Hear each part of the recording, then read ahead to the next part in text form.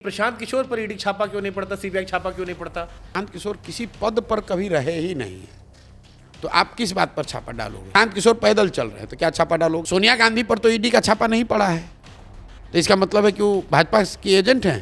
अगर ईडी का छापा पड़ना ही सर्टिफिकेट है तब तो कांग्रेस के किस बड़े नेता के घर पर छापा पड़ा? जरा नाम बताइए तो हमको। केजरीवाल जी भी हवाई चप्पल पहने कह रहे थे नहीं, आज जेल में इतने दिन से अब निकल भी नहीं पा रहे।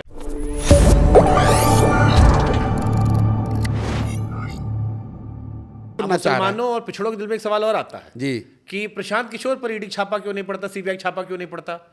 काहे नहीं मोदी जी उनको डायरेक्टली टारगेट करते? ठीक बात है। उसकी एक वजह यह है, प्रैक्टिकल जो है कि प्रशांत किशोर किसी पद पर कभी रहे ही नहीं है, तो आप किस बात पर छापा डालोगे? हमारे पास है क्या? जहां आप बैठकर मेरा इंटरव्यू ले रहे हैं, ये पटना के सबसे अच्छे प्रॉपर्टी में इसकी गिनती हो, बहुत बड़े लोगों का प्रॉपर्टी है। प्रशांत किशोर का तो कुछ नहीं, उन्होंने डोनेट किया, हम यहाँ के रहते हैं, काम करते हैं।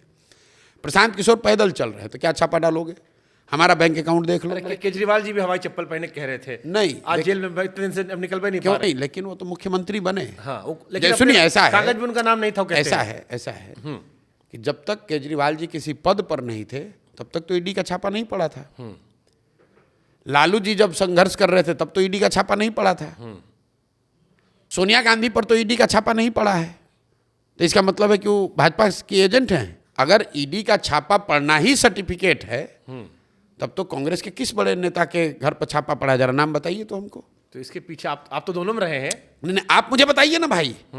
अगर ईडी के छापा पड़ने को ही सर्टिफिकेट मान लिया जाए तो क्या सोनिया गांधी के घर पर, क्या कांग्रेस के कोषाध्यक्ष के घर पे, या कांग्रेस के किस बड़े नेता के घर पर ईडी का छापा पड़ा? जरा बताइए तो दिल्ली में। हो सकता है पिछले दरवाजे कोई दोस्ती हो। अब फिर आप बताइए। अब आप अपनी बात अपने जाल पे खुद फंस गए। देखिए बंगाल जो स्टेट वाली पार्टियां हैं, सेंट्रल पार्टियों, सुनिए, आप सुनिए, देखिए अब आप उछल के, भाई भाजपा को सबसे ज्यादा खतरा किससे है? कांग्रेस से है ना। अरे वो स्विच करते रहते, उनको लगा कि हम उधर उनको हम सेव कर ले, हमको बाकी सबको खेलेंगे। सुन लिया, जैसे आपने कहा कि आप पर छापा नहीं पड़ रहा है, ये लोगों का है कि भाई छापा क्यों नहीं पड़ रहा है। मुलायम मायावती दोनों शिकायत करती थी कांग्रेस को समर्थन करते वक्त कि सीबीआई का डर डराया गया, फिर बीजेपी पर वही आरोप लगाए। तो जिनके साथ रहे वो भी लगाते थे। जी, आपने कहा कि छापा क्यों नहीं पड़ रहा है, ये सवाल है। मैं उस सवाल का जवाब मैंने दिया। मेरी अपनी समझ ये है कि 3 वजह से शायद छापा नहीं पड़ता है। एक, तो मैं किसी सरकारी पद पर कभी रहा नहीं हूँ, कोई ऐसा हमारे पास कोई डीलिंग बिजनेस हम करते नहीं कि आप हमको छापा डालिएगा। दूसरा, शायद उन लोगों के मन में ऐसा रहा हो कि भाई कभी इस आदमी ने मेरी मदद की है तो कहे इसको, चलो कुछ कर रहा है करने दो, अपने गांव में घूम रहा है, अपने मरखप के ख़त्म हो जाएगा। उनको लगता है भी हम तो कुछ कर नहीं सकते हैं, हम इतने इम्पोर्टेंट नहीं हैं उनके लिए। और तीसरा, शायद उनको लगता होगा कि भाई कभी जरूरत पड़ेगी तो इस आदमी की मदद कभी ली जा सकती है, इसलिए नहीं देते होंगे। तो नहीं, सुनिए मेरी बात, ये मेरा अनुमान है। इसका मतलब ये नहीं कि हम उनसे कोई अनुमान और आता है सर। एक अनुमान यह आता है कि हो सकता है प्रशांत किशोर वही काम कर दें जो काम चिराग पासवान ने पिछली बार कर दिया था। तो भैया यहाँ पर आप आखिर में तो आपने कहा दुश्मन हमारा दोस्त, आपने कहा कि आप सवर्णों को ये नहीं सिखा रहे। हाँ, तो मेरे भाई, अगर सवर्ण का वोट जन सुराज को मिल रहा है जैसा कि ट्रेडिशनल जो सेंस है, तो इससे सबसे बड़ा नुकसान किसका होगा?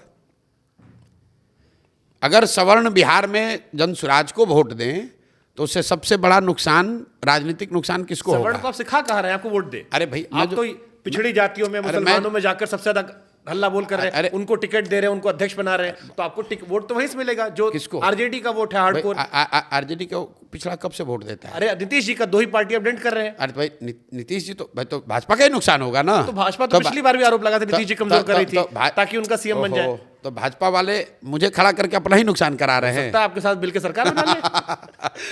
चलिए ठीक है, अब आखिरी एक थोड़ा सा देखिए, हंसी मजाक का सेगमेंट है। शंकाओं का तो कोई अंत नहीं है, और मैं कितना भी कुछ कहता रहूं, जिसको जो कहना है वो कहेगा। सही बात। अल्टीमेटली सत्य की एक अपनी ताकत है। सही बात है। और सत्य ये है कि हमने अपना जीवन अभी 8 साल 10 साल जो भी लगे वो बिहार को सुधारने के लिए लगाया हुआ है। कोई भी प्रलोभन किसी भी तरह का वो मुझे इससे डिगा नहीं सकता है। ना कोई डर, ना कोई प्रलोभन, ना कोई प्रेशर मुझे इससे डिगा नहीं सकता है। मैं जो कर रहा हूँ यही करता रहूँगा। आखिरी 1 मिनट, कुछ सवाल हमने रखे, इसमें एक लाइन का जवाब आपको समझाना है।